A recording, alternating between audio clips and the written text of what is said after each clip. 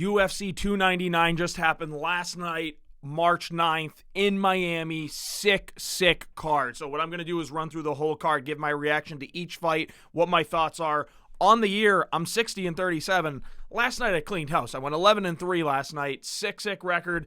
Sick fights. Overall, the event was absolutely incredible. One of the best events I've had the privilege of watching. I mean, this was great. From top to bottom, the whole main card, sick fights, absolutely just electric. The whole atmosphere was great. The crowd was incredible. The fights were good. The performances were good. There were finishes. There were wars that went all the way to the end. We got new people entering the top 5. We got old people staying in the top 5. This was absolutely insane. One of the best cards that I've had the privilege of watching. Starting it off, the first fight of the night was kind of a banger. It was Joanne Wood versus Myra Moroz. Little bit slower first round, second round starts picking up, and then the third round is an absolute banger. Joanne Wood won this fight by split decision, which is exactly what I ended up having. She had an awesome spinning back fist. It was a pretty entertaining fight. You're not used to seeing, a fight like this be that entertaining, but I had a real good time watching it. Great win from Joanne Wood. She retired, blessed in retirement. Next up on the card was Asu Alambaya versus CJ Vergara. This fight went similar to how I thought, but I thought Alambaya was going to get a finish by submission. He ended up just grappling the whole time. It was a little bit more of a boring fight, but it was a dominant win. CJ Vergara did show some decent ability to get up from being taken down, but Alambaya was too much for him. I will say Alambaya is very open on the feet to getting countered. He had the right level of competition in front of him, being CJ Vergara. He's got to take a slight step up next time, but good performance for Almabayev, dominant 30-27 decision, very clear, really good win, kind of a boring fight. Exactly what I said was going to happen happened in this next fight. Rebelis Despain, Josh Parisian. Rebelis Despain got a knockout within the first 30 seconds.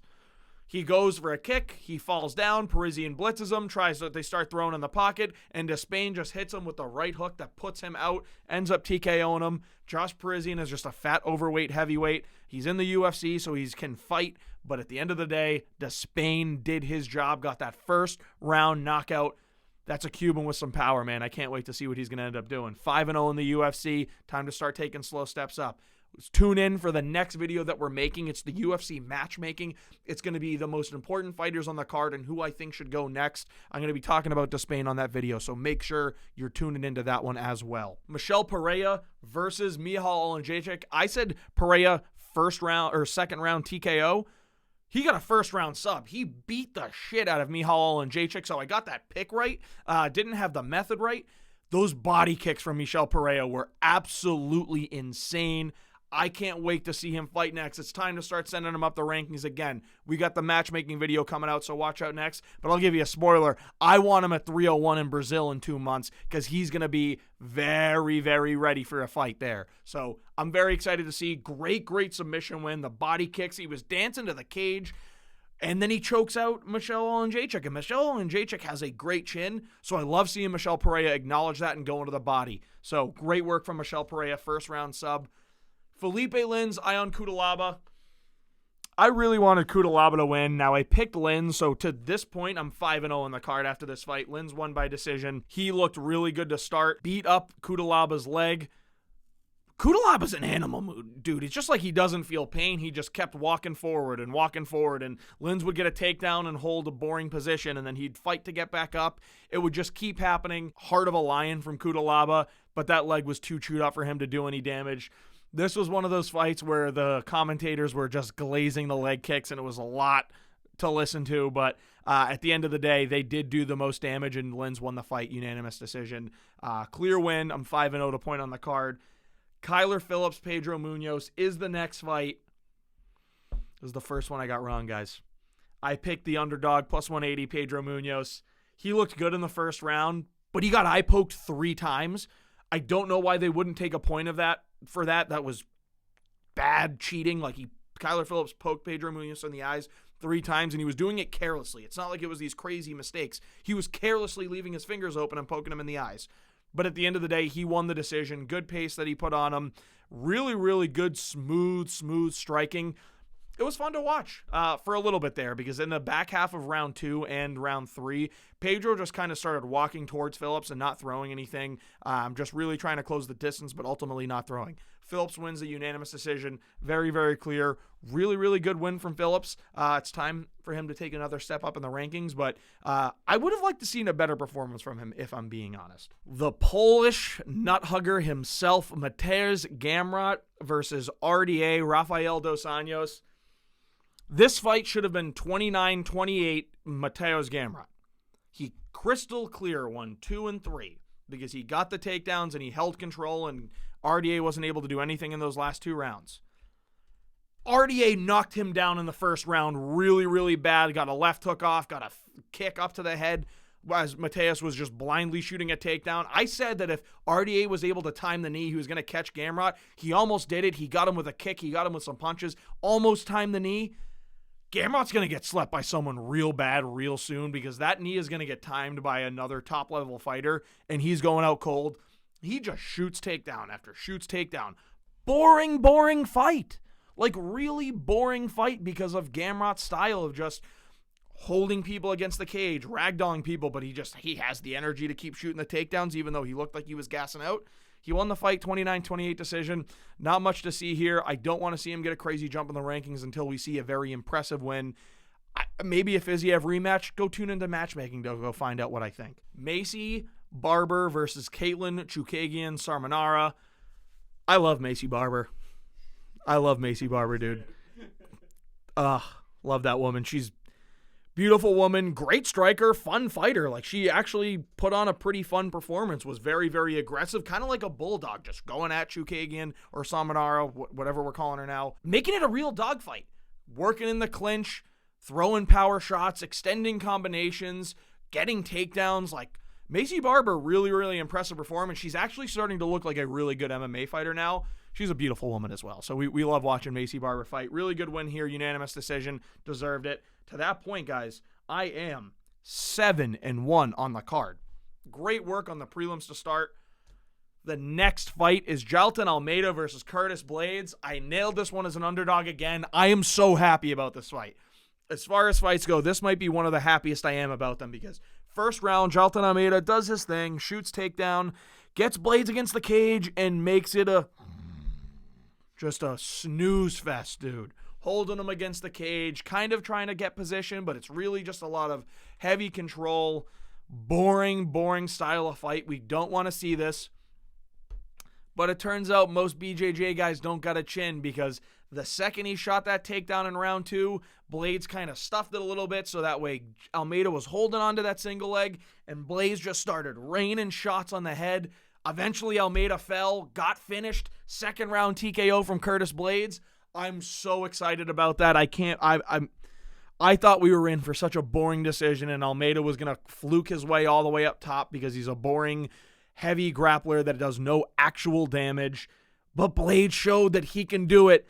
And he had a great call out after. He called out Aspinall. Check out matchmaking again if you want to see where I put him. But great win from Curtis Blades. I'm so happy it happened. Thank God we don't have to watch these top pressure nut huggers, crotch sniffers go all the way to the top of the division and win championships. Because I'm sick of watching them fight when they're super boring. You're in a fighting league. You're not in a grappling league. So learn how to actually fight. And maybe if you stopped grappling so much and relied on it so much, you'd have a chin to take a couple of hammer fists to the side of your head. So at the end of the day, good win from Curtis Blades. Thank you for saving the heavyweight division. You have saved it. Dana, give him $1 million. Like, absolute the man. We're on to the main card. One of the best main cards I've watched. We came up to Petr Yan versus Song Yadong. First of all, Donald Trump started walking out and the place got electric. He had his own walkout. It was like a rally. It was kind of hilarious to watch. Saying hello to everyone. He's kissing babies. Like, it was the funniest thing. Song Yadong and Petr Yan had a war right after that. 3-round absolute war. Petr Yan won the decision. Petr Yan is back. He is so back. I'm so excited to see it. He's one of my favorite fighters. The best boxer in the bantamweight division. Maybe, I don't know, maybe O'Malley's up there now because that performance that we're going to talk about later was just incredible. Petr Yan had an awesome fight. Song's the real deal too. Song fought well. He was just clearly outmatched by Petr. All I can say is what a fight. Petr Yan had an insane takedown on Song Yadong that had me jumping out of my chair. I was so excited to watch this fight. This is the definition of high-level MMA. This fight was absolutely incredible. They're throwing haymakers. Kicks are getting involved from Petr Yan. There's takedowns. There's good defense. It was just overall a tremendous fight. High-level MMA fight. Petr Yan speaks English. Song Yadong speaks English. What the fuck? Some of these guys need to learn how to do it, because now that just brings their star ability to a new level that they can communicate with the crowd and the media. People can understand them. I mean, this was just such a good fight. And I remember watching it and being like, holy shit, there are 4 fights on after this, and this is a main event level fight. Great fight. Good win from Petr Yan. Really, really good performance from Song Yadong. He was just outmatched. Can't wait to see what's up for the 2 guys in the future. This was awesome. JDM versus Gilbert Burns. The one that I want to talk about here is we really need to learn how to score MMA fights, because damage rules over control, and JDM gets round 1 for me. He did more damage. Sure, Burns got a takedown, got some control, but he didn't really do much with it. Wasn't really threatening submissions much. Didn't get much ground and pound off. Burns fought a good fight. JDM won with an insane knee that caught Burns right in the mouth, put him out. He finished it with ground and pound. He timed that knee perfectly. That knee is what RDA should have done to Gamrot. When people are shooting takedowns because they're nervous, they're scared, you got to throw that knee because you're going to catch him one time and it's going to put people out cold. He shattered Gilbert Burns' face, and I love Gilbert Burns. But you could see at the end of the fight, Gilbert Burns was really tiring out. He knew he was outmatched on the feet. Jack was boxing the hell out of him. He was going to the body really well, working up top. Great striking. Burns starts getting nervous, starts getting worn down, and shoots to kind of hold on for dear life to survive and try and win the decision. JDM gets the knockout. What a knockout from JDM. I was super excited about this fight. I'm a huge JDM fan. And he called out Shavkat Rakhmonov. Who in the fuck does that? He is the undefeated warrior of the division that no one wants to fight. Everybody runs from, and JDM called him out. I love that. Star power for JDM just rose, and he's quiet. He's calm. It's a very, very interesting persona that he has. I think he's going to be a star if he can somehow get a win against Mark Rakhmonov. So keep an eye out for JDM. Great performance. Great KO. Gilbert, please don't retire. We want to see you fight again. You're still an awesome fighter.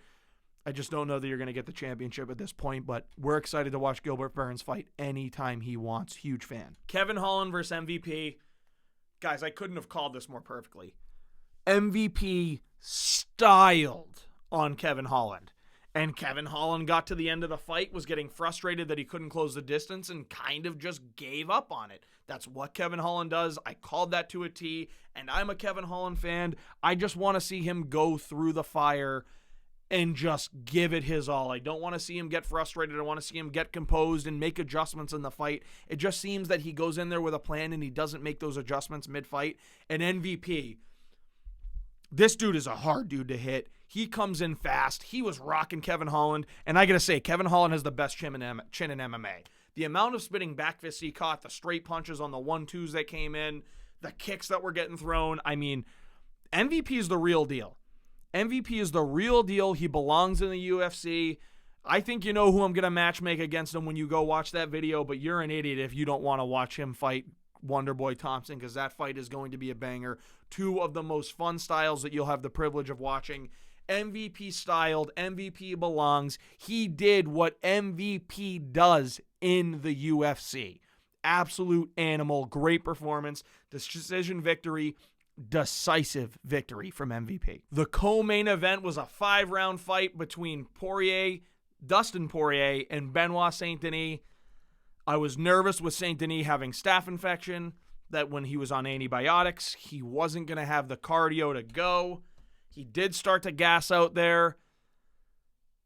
But let's not take anything away from this Dustin Poirier win, because he was getting ragdolled and dominated for most of that fight. All of round 1, most of round 2, until he got that comeback knockout victory in round 2. Holy smokes. First of all, Benoit Saint-Denis, you belong at the top. You're one of those guys. You may be a future champion. You're going to be in the top of the division for a very long time. Don't quit on it. Can't wait to see you fight again next. Benoit Saint-Denis, to highlight, was ragdolling Poirier, was getting his takedowns, landing great body kicks, getting his power shots off, almost had the rear naked choke. And Dustin's an idiot, keeps trying to pull guillotine. It's like, dude, when are you going to realize that in high-level MMA, people don't tap to guillotines? It doesn't work. They find their way out. They're calm and they find their way out. It happens every single time. Learn that. Stop jumping guillotines because it got you into a bad position. But who am I to shit talk at this point? Because at the end of the day, he got up and he started putting Saint-Denis' lights out. Now, I will say, Benoit Saint-Denis, when he charges in, he has no defense when he's charging in for offense. He just leaves his chin right on the line. It's right there to be hit. Poirier found it. Landed a couple of really good shots, ends up catching a check hook, and it puts Saint-Denis down to the ground and out. I was screaming at this performance. This was insane. Now, it sucks that we don't have a new face breaking into the top 5, but you know what that means is now we know Benoit Saint-Denis is here to fight, and he's a top contender, and we're going to get another Poirier fight with no retirement. It's going to be a big star-making fight. This is the kind of performance, Dana White said it at the press conference, this is the kind of performance that makes you a legend. Dustin Poirier was a legend tonight. He became a legend. He, in my mind, cemented his Hall of Fame legacy here. What a performance from Saint-Denis. What a finish from Poirier to stay in and just wear through that. And Poirier, great post-fight speech. He knew. He said, listen, I was getting beat up, but I knew I just had to hang in there. He would tire out and the shots would be there. It's exactly what happened. Awesome performance from Dustin Poirier. Second round knockout. Nothing to be upset about, though, Benoit Saint-Denis. Great performance from you as well. The main event, Sean O'Malley, Chito Vera. If you are what you say you are, a superstar. I made a video for Instagram earlier this week just asking. I wasn't telling anyone anything. I had my opinion. Is Sean O'Malley a superstar? I thought that the UFC was doing everything they could to make him one. I didn't think he was there yet. Sean O'Malley became a superstar tonight. Talk that shit, Twan. I may not like him outside of the cage. I may not like some of what he does outside of the cage. I may not like the way he looks. It doesn't fucking matter. Because this dude is the best MMA striker that I've had the privilege of watching. Now, I know people are going to argue Anderson Silva. What about that guy? Israel Adesanya. Israel Adesanya isn't close because Israel Adesanya can't box. Sean O'Malley can do it all on the feet. The leg kicks were great in the early part of the fight before he broke his foot. And that's another thing to talk about. He broke his foot and he schooled Chito for 5 rounds. He destroyed Chito. I've never seen Chito get rocked or hurt. Chito almost got put out cold by a knee. He started getting beat up on the feet when O'Malley was landing the hooks on the outside. I was impressed by this performance through and through. Sean O'Malley just absolutely schooled Chito Vera. I mean, overall, the performance was phenomenal. Beat him up the entire fight. Like I said, the leg kicks, the hooks, they were incredible. He hurt Chito a lot. Like many times in the fight, I thought Chito was going out, and Chito has this unbreakable chin. What a performance from Sean O'Malley. He's a superstar. He just put himself in the conversation. He's not McGregor level yet, but he's on the path to get there. Even without a title, he has a chance of getting there because anytime he walks in, I want to watch fight. He is the most fun style of fighting in MMA. I will tune into every pay-per-view. You can make a pay-per-view with Sean O'Malley and have shit on the card after. I'm going to watch now because every time he gets in that octagon, he puts on a stylistic, fantastic performance. I thought we were getting a boring decision. He proved me so fucking wrong, and I could not be more happy. Congratulations to Sean O'Malley. You are a superstar. You are the bantamweight champion. You defended your belt. I know Chito isn't the best competition. You got a litany of contenders that are ready to fight, but I'm excited to watch you fight him, Sean O'Malley. Great performance. The best MMA striker, period, that I have ever seen, period. Argue with a wall.